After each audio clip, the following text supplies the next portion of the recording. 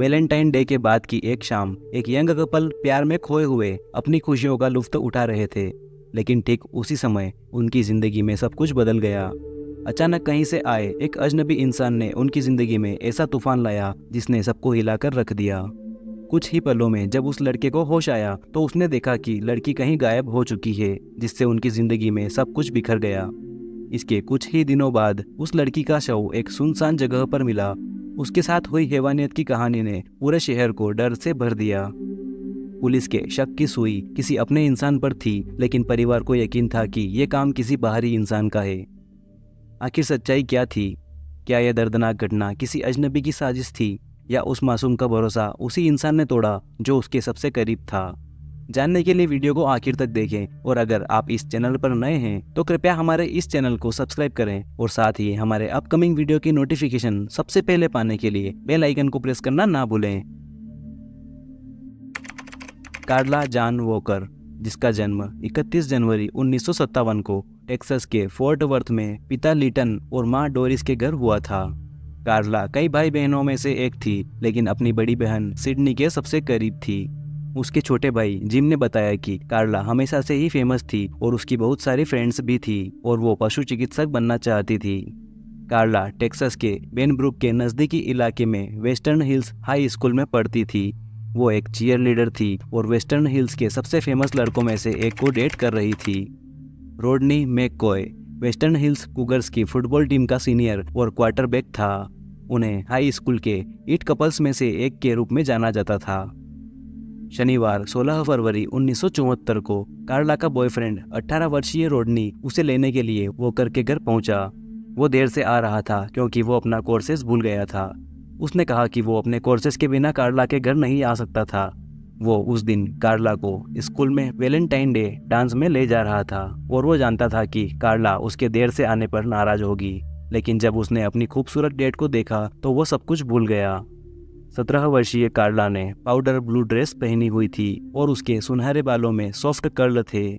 उसने उस दिन प्रॉमिस रिंग भी पहनी हुई थी जो रोडनी ने उसे कुछ महीने पहले दी थी।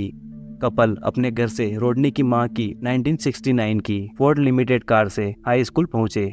उनके डांस का सब्जेक्ट था लव इज अ कलाइडोस्कोप और स्कूल का कैफेटेरिया रेड और पिंक रंग की सजावट से ढका हुआ था। कार्ला और रोडनी ने अपने फ्रेंड्स के साथ डांस किया और ऐसा लग रहा था कि सभी ने बहुत बढ़िया समय बिताया। लगभग 11:30 बजे डांस समाप्त हो गया, लेकिन कोई भी घर जाने के लिए तैयार नहीं था। रोडनी और कार्ला ने एक और जोड़े को अपने साथ शामिल होने के लिए इनवाइट किया, जो कैंप बोवी बुलेवार्ड के आसपास घूम रहे थे। हाई स्कूल के स्टूडेंट्स के लिए वीकेंड की रात में सबसे अच्छी हैंगआउट में से एक स्थानीय टेको बेल थी। वो दोस्तों के साथ घूमने के लिए कुछ अन्य जगहों पर भी रुके। लगभग 12:30 बजे रोडनी ने दूसरे कपल को छोड़ दिया और अब वहां केवल वो और कार्ला दोनों ही थे। उन्हें बाथरूम जाने की आवश्यकता थी, इसलिए वो पास के बॉलिंग एली ब्रंसविक रिगडिलिया बाउल में रुक गए। जिसके बाद बॉलिंग एली के पार्किंग लॉट में वापस आकर रोडनी और कार्ला ने उनकी कार में मस्ती करना शुरू कर दिया। जब वो दोनों किस कर रहे थे तब कार्ला पैसेंजर साइड डोर के पीछे झुक गई। उसने अपने पर्स को अपने सिर के पीछे तकिए की तरह रख लिया, लेकिन तभी अचानक पैसेंजर साइड का डोर खुल गया और कार्ला और रोडनी दोनों के सिर दरवाजे से बाहर गिर गए। उन्होंने देखा कि एक आदमी बंदूक के साथ वहां खड़ा था। जिसके बाद उस आदमी ने रोडनी के सिर पर बंदूक की बट से बार बार वार करना शुरू कर दिया।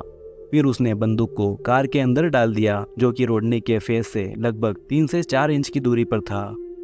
रोडनी ने कहा कि उसने उस आदमी को ट्रिगर खींचते हुए सुना और बंदूक को 3 से 4 बार क्लिक करते हुए सुना, लेकिन गोली नहीं चली। जब रोडनी ने ऊपर देखा तो वो अपनी आंखों से खून पोंछने की कोशिश कर रहा था और उसने देखा कि उस आदमी ने कार्ला को हाथ से पकड़ रखा था और उसे कार से बाहर खींच रहा था। लेकिन उसने रोडनी पर पिस्तौल घुमाना और उसे मारना जारी रखा। आखिर में कार्ला ने उस आदमी पर चिल्लाते हुए कहा कि रोडनी को मारना बंद करो। वो उसके साथ जाने को तैयार थी। रोडनी ने कहा कि वो जागते रहने और अपनी आंखों से खून को दूर करने की कोशिश कर रहा था। जैसे ही उस आदमी ने कार्ला को दूर खींचा, कार्ला ने रोडनी से कहा कि वो उसके पिता को बुलाए और फिर वो उसके साथ चली गई। रोडनी ने कहा कि इसके बाद वो बेहोश हो गया था और जब वो फिर से उठा तो उसे यकीन नहीं था कि वो कितनी देर से बेहोश था। उसका पहला विचार कार्ला के पिता मिस्टर वॉकर को बुलाने का था, इसलिए उसने अपनी कार को ड्राइव मोड पर लगा दिया और वॉकर के घर की ओर चल पड़ा। रात के करीब 1 बजे थे और वॉकर कपल अभी भी जाग रहे थे। कार्ला के भाई और बहन 12 वर्षीय जिम और 18 वर्षीय सिडनी टीवी देख रहे थे और कार्ला के माता पिता रिश्तेदारों के साथ डोमिनोज खेल रहे थे। जिम ने बाहर एक कार के फुटपाथ से टकराने की आवाज सुनी, फिर उसने अपने पिता को आवाज लगाई। उधर रोडनी ने वॉकर के घर का दरवाजा तब तक पीटा जब तक जिम ने उसे नहीं खोल दिया। जिम ने देखा कि रोडनी के चेहरे और शर्ट पर खून लगा हुआ था और उसकी आंख के नीचे एक बड़ा घाव था। जिम और सिडनी ने रोडनी के साथ कार्ला को नहीं देखा और रोडनी बार बार दोहराता रहा, उन्होंने उसे पकड़ लिया है, उन्होंने उसे पकड़ लिया है। जिसके बाद जिम ने पुलिस को फोन किया और मिस्टर वॉकर अपनी कार में सवार होकर अपनी बेटी को खोजने के लिए बॉलिंग एली की ओर तेजी से बढ़े, जो कि उनके घर से 1 मील से भी कम दूरी पर था। लेकिन उन्हें कार्ला कहीं नहीं मिली और रोडनी अस्पताल गया, जहां उसकी चोटों का इलाज किया गया और उसे छुट्टी दे दी गई। अगले कुछ दिन व्यस्तता से भरे रहे। सिडनी ने बताया कि वो लिविंग रूम में सोफे पर सोती थी। उसे यकीन था कि जो कोई भी उसकी बहन को ले जाएगा वो उसे वहीं वापस छोड़ देगा। वो कारों की आवाज सुनती थी और हर बार जब उसे कोई आवाज सुनाई देती थी तो वो खिड़की से बाहर देखती, इस उम्मीद में कि कार्ला वापस तो नहीं आ गई। स्थानीय पुलिस विभाग, FBI और टेक्सास रेंजर वॉकर के घर गए, सवाल पूछते रहे और कार्ला की तलाश करते रहे। रोडनी कार्ला के कमरे में ऊपर सोया, उसके परिवार के बाकी सदस्यों के साथ इंतजार करते हुए। उसने उस रात जो कुछ हुआ उसकी कहानी बार बार सुनाई। पुलिस को बताया कि वह उस आदमी को नहीं पहचानता और ऐसा नहीं लगता कि कार्ला भी उसे पहचानती है। रोडनी डरा हुआ था और अभी भी सदमे में था। उसे यकीन नहीं हो रहा था कि क्या हुआ है। कार्ला को ले जाए जाने के 4 दिन बाद टेक्सास राज्य भर के जांचकर्ता और पुलिस उस लड़की की हर जगह तलाश करते रहे। 2 ऑफिसर्स बॉलिंग एली से लगभग 9 मील दूर एक सुनसान सड़क पर गाड़ी चला रहे थे जब उन्होंने एक कंक्रीट ब्रिज देखी। ये सड़क के नीचे लगभग 30 फीट तक फैली हुई थी और सड़क को बाढ़ से बचाने के लिए इसमें से पानी बहता था। ये इतनी ऊंची थी कि इसमें खड़ा हुआ जा सकता था। ऑफिसर्स अपनी गाड़ी से बाहर निकले और पुलिया में नीचे देखा और उन्होंने जो देखा उससे वो मानो एक पल के लिए सुन्न रह गए। उन्होंने देखा कि कीचड़ और मलबे में एक लड़की का चेहरा ऊपर की ओर पड़ा था और पास जाकर देखने पर ऑफिसर्स को पता चल गया कि ये कार्ला वॉकर ही थी। वो खरोचों और चोटों से भरी हुई थी। उसकी नीली ड्रेस फटी हुई थी और खून से लथपथ थी। उसकी इनर ऊपर चढ़ी हुई थी और उसके अंडरगारमेंट्स हटा दिए गए थे और पुलिया के प्रवेश द्वार के पास गेंद की तरह रखे गए थे। कार्ला स्पष्ट रूप से मर चुकी थी। पुलिया ऐसी सड़क पर नहीं थी जिस पर आवागमन होता हो। सड़क से गुजरने वाला ज्यादातर ट्रैफिक पास की झील से होकर आता जाता था। ऐसा नहीं लग रहा था कि ये कोई ऐसी जगह है जहाँ कोई अचानक से आया हो। उन्हें शायद इस जगह के बारे में पहले से जानकारी रही होगी। जांचकर्ताओं ने कार्ला के सभी कपड़ों और उसके शरीर से लिए गए सैंपल्स को सुरक्षित रखने का एक बिल्कुल अद्भुत काम किया। उन्होंने पुलिया या आसपास के इलाके में पाए गए मलबे या कचरे के हर एक टुकड़े की तस्वीर ली। फोर्ट वर्थ पुलिस विभाग देश के उन विभागों में से एक था जिनके पास अपनी खुद की क्राइम लैब थी। वो टेक्सास में सबसे उन्नत विभाग थे। उन्होंने हाल ही में एक नया hi-tech Kodak movie video camera भी खरीदा था, इसलिए वो पूरे दृश्य को फिल्माने में सक्षम थे। जिसके बाद कार्ला के शरीर को मुर्दाघर ले जाया गया। जिसके बाद कुछ अधिकारी वॉकर के घर गए और परिवार को बताया कि उन्हें क्या मिला है। उन्होंने मिस्टर और मिसेस वॉकर को अपनी बेटी की पहचान करने के लिए मुर्दाघर आने को कहा। जिम, जो अपने पेरेंट्स के साथ उस समय मुर्दाघर गया था, उसने कहा कि जब उसके माता पिता उसकी बहन की पहचान करने के लिए कमरे में गए तब उसने अपनी माँ को चीखते हुए सुना। उसने कहा कि मैंने कभी किसी को इतनी जोर से आवाज करते हुए नहीं सुना। ये किसी जानवर की आवाज जैसी थी और जब तक मैं जीवित रहूंगा यह आवाज मेरे साथ रहेगी। मेडिकल परीक्षक ने निर्धारित किया कि कार्ला के साथ यौन उत्पीड़न किया गया था और उसकी मौत का कारण गला घोटना था। उन्हें कोई स्पष्ट बंधन के निशान नहीं दिखे और उनका मानना था कि गला हाथ से ही दबाया गया था। जांचकर्ताओं ने कार्ला के कपड़ों को सील कर दिया, इस उम्मीद में कि भविष्य में DNA टेक्निक मदद कर सकती है। कार्ला के शरीर या उसके कपड़ों पर कोई फिंगरप्रिंट नहीं मिला। कार्ला के कपड़े पर मिला खून रोडनी से आया था। कार्ला और उसके कपड़ों पर फिजिकल लिक्विड पाया गया था, लेकिन उस समय टेक्निक इतनी उन्नत नहीं थी कि पता लगाया जा सके कि DNA किसका था। दुर्भाग्य से जांचकर्ताओं के पास बहुत कुछ नहीं था। कार्ला का अंतिम संस्कार उसके शव मिलने के कुछ समय बाद ही कर दिया गया था। कोई और रास्ता न होने के कारण जांचकर्ताओं का ध्यान कार्ला को जीवित देखने वाले आखिरी व्यक्ति पर केंद्रित हो गया, उसका बॉयफ्रेंड रोडनी। उससे अधिक जानकारी प्राप्त करने की उम्मीद में अधिकारियों ने उसे हिप्नोटिस्ट से मिलने का सुझाव दिया। नशे में रहते हुए रोडनी उस आदमी का वर्णन करने में सक्षम था जिसे उसने देखा था, ताकि पुलिस आर्टिस्ट उसका स्केच बना सके। उसने कहा कि वो आदमी एक चरवाहे की तरह बात करता था। रोडनी के सम्मोहन स्तर के दौरान बैठे अधिकारियों ने कहा कि रोडनी लगातार और अधिक परेशान होता जा रहा था, रोता और सिसकियां लेता रहा, जब तक कि हिप्नोटिस्ट उसे इससे बाहर नहीं निकाल देते। एक जासूस ने उसे एक डरा हुआ बच्चा बताया जो अंदर से टूटा हुआ था और इस बात से पीड़ित था कि उसने अपनी गर्लफ्रेंड को बचाने के लिए पर्याप्त प्रयास नहीं किए। काउबॉय की तरह बोलने वाले व्यक्ति के उल्लेख के साथ पुलिस ने जनवरी और फरवरी के दौरान शहर में आने वाले वार्षिक यात्रा करने वाले रोडियो पर अपनी नजरें गड़ा दी। जांचकर्ताओं ने रोडियो और कार्निवल से जुड़े सभी लोगों से पूछताछ की, लेकिन दुर्भाग्य से कुछ नहीं मिला। वो रोडनी पर पूरी तरह से ध्यान केंद्रित कर रहे थे और कार्ला के अपहरण की रात उसके द्वारा बताए गए हर विवरण को खंगाल रहे थे। उन्होंने उससे बार बार पूछताछ की। उन्होंने कार्ला और रोडनी के क्लासमेट्स से बात की, स्पेशली उन लोगों से जिन्होंने उन्हें देखा था और डांस की रात उनके आसपास थे। सभी ने कहा कि कार्ला और रोडनी खुश लग रहे थे और अपने दोस्तों के साथ मस्ती कर रहे थे। डांस के बाद उनके साथ घूमने गए जोड़े ने भी यही कहा। कार्ला और रोडनी बिल्कुल भी बहस नहीं कर रहे थे और वो एक शानदार रात बिता रहे थे।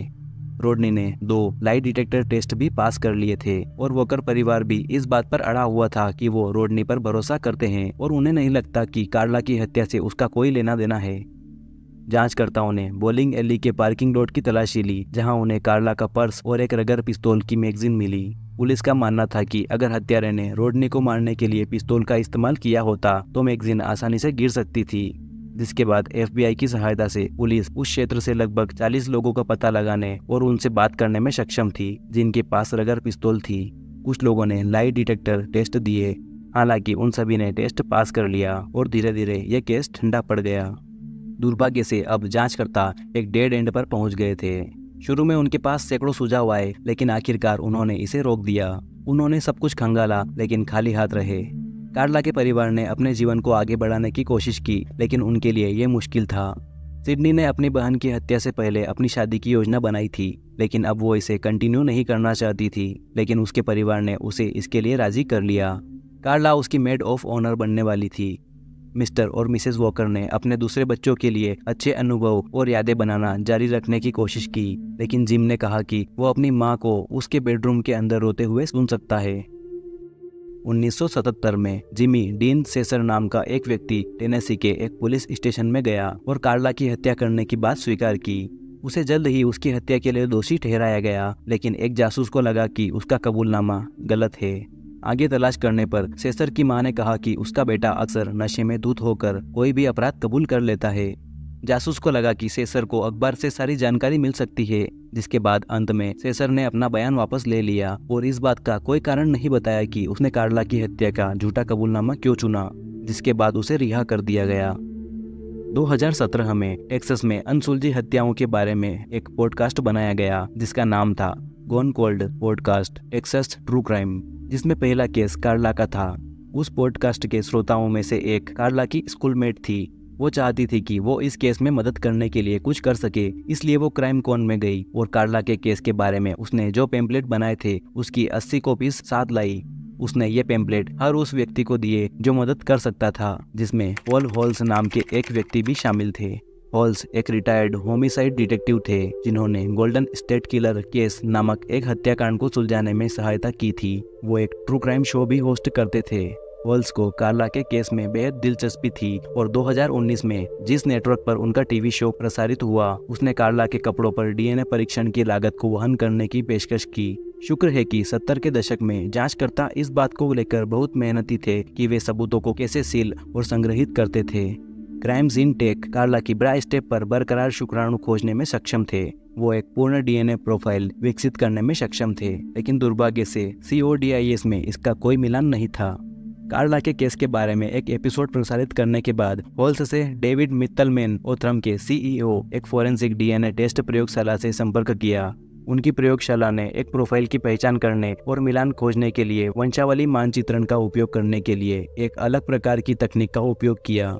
उपयोग करने के लिए बहुत कम डीएनए बचा था, लेकिन जुलाई 2020 में मित्तलमैन ने फोर्ट वर्थ के जासूसों से संपर्क किया और उन्हें बताया कि उन्हें एक मैच मिला है और उसका नाम ग्लेन सैमुअल मैककर्ली था। लेकिन इसमें एक समस्या थी, क्योंकि 1972 में उसकी मृत्यु हो गई थी। सौभाग्य से जांचकर्ताओं ने पाया कि उसके 3 बेटे थे। उनमें से 2 कार्ला की हत्या के समय टेक्सास में नहीं रह रहे थे, लेकिन उनमें से एक वही था जिसका नाम ग्लेन सैमुअल मैककर्ली जूनियर था। जांचकर्ताओं के लिए यह नाम नया नहीं था। मैककर्ली वास्तव में उन लोगों में से एक था जिसका 70 के दशक में इंटरव्यू लिया गया था, जब पुलिस ने उस क्षेत्र के सभी लोगों से बात की थी जिनके पास रगर पिस्तौल थी। उस समय मैककर्ली को बरी कर दिया गया था, क्योंकि उसने पुलिस को बताया था कि उसकी पिस्तौल चोरी हो गई थी। उसने लाई डिटेक्टर टेस्ट में सफलता प्राप्त की और लिस्ट से उसका नाम हटा दिया गया था। मैककर्ली अभी भी फोर्ट वर्थ में रह रहा था, जो बोलिंग एली से कुछ ही मील की दूरी पर था। एक अधिकारी उसके घर गया और ये जानने की कोशिश की कि वहाँ कौन रहता है। उस अधिकारी ने अपना बॉडी कैम चालू कर रखा था और ऐसा दिखावा कर रहा था कि वो कल्याण जांच कर रहा है। वो मैककर्ली की पत्नी से बात कर रहा था। तभी मैककर्ली और उसका एक दोस्त सामने की सीढ़ियों पर चढ़े। जब उसने अधिकारी को देखा तो मैककर्ली ने मजाक में अपने हाथ हवा में उछाले और कहा कि मैंने कुछ भी नहीं किया है। उसने उस ऑफिसर को बताया कि वो 70 के दशक से वहाँ रह रहा है और एक लंबी दूरी का ट्रक चलाता है। वो नर्वस या चिंतित नहीं लग रहा था। अंधेरा होने के बाद पुलिस वापस लौटी और मैककर्ली के कूड़ेदान से डीएनए खोजने की उम्मीद में कई चीजें ले ली और उन्होंने इसे लैब में भेजा। और जल्द ही लैब ने उन्हें सूचित किया कि उनके पास एक मिलान है जो कि मैकडॉनल्ड्स के ड्रिंक स्ट्रो से आया था। 10 सितंबर 2020 को जासूस एक ऑडियो रिकॉर्डर के साथ उसके घर गए और कार्ला का जिक्र किया। उन्होंने मैककर्ली से पूछा कि क्या वो अपने डीएनए का सैंपल स्वेच्छा से देगा ताकि वो इसे खत्म कर सके। उसने कहा कि ओह, मुझे लगता है कि उन्होंने पहले ही ऐसा कर लिया था और मुझे बरी कर दिया था। उसकी पत्नी ने आवाज लगाई और कहा कि नहीं, उन्होंने ऐसा नहीं किया, उनके पास तब डीएनए नहीं था, और हंसने लगी। जासूसों ने मैककर्ली से पूछा कि कार्ला की हत्या के हफ्ते वो क्या कर रहा था, जिस पर उसने कहा कि उसकी पत्नी गाड़ी नहीं चलाती थी, इसलिए वो शायद उसे काम पर ले जा रहा था। उसकी पत्नी ने फिर से आवाज लगाई और कहा कि मैं उस हफ्ते उसके साथ नहीं थी, मैं अपने माता पिता से मिलने शहर से बाहर गई थी। जिसके बाद बिना किसी बहाने के मैककर्ली ने जासूसों को अपना डीएनए सैंपल दिया और ये सैंपल कार्ला की ब्रा के स्ट्रेप पर पाए गए डीएनए से मेल खाता था। जिसके बाद 21 सितंबर 2020 को उन्होंने कार्ला वॉकर की हत्या के लिए ग्लेन सैमुअल मैककर्ली जूनियर को गिरफ्तार कर लिया और 1 घंटे से अधिक की पूछताछ के बाद मैककर्ली ने हत्या की बात स्वीकार की। वो उस समय 31 साल का था। उसने कहा कि वो उस रात नशे में था और एक शिकार की तलाश में था। उसने स्वीकार किया कि उसने रोडनी को मारा और कार्ला को ले गया, लेकिन उसने उसके साथ दुष्कर्म करने की बात स्वीकार नहीं की। बस इतना कहा कि उन्होंने यौन संबंध बनाए थे और उसने उसे मार डालने के लिए गला घोटने की बात स्वीकार की। वो पूरे कबूलनामे के दौरान रोता रहा। उसने पुलिस को बताया कि उसने रगर पिस्तौल कहाँ छिपाई थी, जो कि कार्ला के घर से सिर्फ 1.5 मील दूर था। जासूसों ने उससे पूछा कि उसने कार्ला की बॉडी छोड़ने के लिए वो स्पेसिफिक जगह क्यों चुनी, जिस पर मैककर्ली ने इसे एक इमारत के सामने होने के रूप में याद किया। जासूसों ने उससे कई बार पूछा कि क्या उसने कभी किसी और के साथ ऐसा किया है, लेकिन उसने इनकार करते हुए कहा कि यह केवल एक रात और एक व्यक्ति के साथ हुआ था। मैककर्ली ने शुरू में खुद को निर्दोष बताया, लेकिन अभियोक्ता ने उसे मुकदमे में ले जाने के बारे में बहुत अच्छा महसूस किया। रोडनी उसका पहला गवाह था जिसने कार्ला, डांस और उसके अपहरण के बारे में अपने बयान से अदालत को रुला दिया। अभियोक्ता पक्ष ने अपने बाकी गवाहों को बुलाया। मैककर्ली के कबूलनामे का वीडियो चलाया गया और जब बचाव पक्ष को अपना मामला शुरू करने का समय आया तो उन्होंने जज को बताया कि उनके मुवक्किल ने अपना विचार बदल दिया है। मुकदमे के तीसरे दिन मैककर्ली, जो अब 78 साल का है, ने हत्या के जुर्म में दोषी होने की दलील दी और उसे आजीवन कारावास की सजा सुनाई गई। अदालत कक्ष भावनाओं से भरा हुआ था। कार्ला के छोटे भाई जिम ने मैककर्ली के बेटे को गले लगाया और उसे सांत्वना दी। उसने कहा कि मैककर्ली के बेटे को जब पता चला कि उसके पिता ने क्या किया है तो वो पूरी तरह से टूट गया। हालांकि तब तक कार्ला के माता पिता दोनों की मृत्यु हो चुकी थी, लेकिन जिम, सिडनी और रोडनी उस व्यक्ति को न्याय के कटघरे में खड़ा होते हुए देख पाए जिसने कार्ला की हत्या की थी। जांचकर्ताओं ने मैककर्ली को कई अन्य हत्याओं के लिए भी जिम्मेदार माना, जहां युवा महिलाओं को कारों या पार्किंग स्थलों से अगवा किया गया, दुष्कर्म किया गया और गला घोटकर मार डाला गया, जिसमें 1973 में बेकी मार्टिन, 1983 में क्रिस्टी टोवर और 1984 में जून वार्ड शामिल है। लेकिन इन हत्याओं से उसका संबंध साबित नहीं हुआ। आपको ये कहानी कैसी लगी? अपने विचार हमें कमेंट में बताएं। साथ ही वीडियो को लाइक और चैनल को सब्सक्राइब करना ना भूलें। धन्यवाद।